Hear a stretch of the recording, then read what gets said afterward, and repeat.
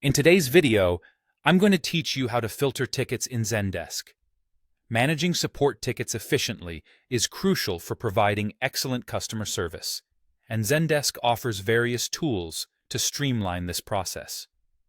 By learning how to filter tickets, you can quickly access the information you need and prioritize tasks more effectively. Whether you're trying to organize your workflow, look for specific tickets, or monitor particular metrics, filtering is your go-to feature. To get started, the first thing you'll want to do once you're in Zendesk support is to navigate over to the Views icon on the sidebar.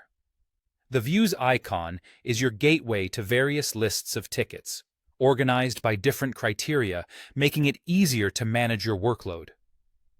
Clicking on this icon allows you to access various views, which are essentially pre-made filters set by your team or organization. From here, just open the view that best matches what you're looking for. Perhaps it's your open tickets, tickets pending a customer response, or even tickets assigned to your team. Once you've opened a view, the next step is to enhance your search with the Filters option. Look for the Filter button above your ticket list and give it a click. This action opens up a range of filtering options that can help you narrow down your ticket list.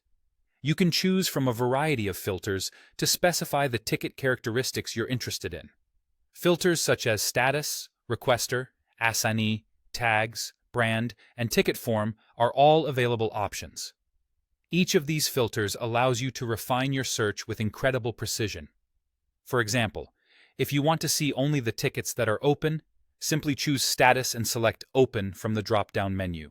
Similarly, you might be interested in seeing tickets assigned to a particular team member, or perhaps tickets that belong to a specific brand. Whatever the case, make your selections to hone in on the exact data you need.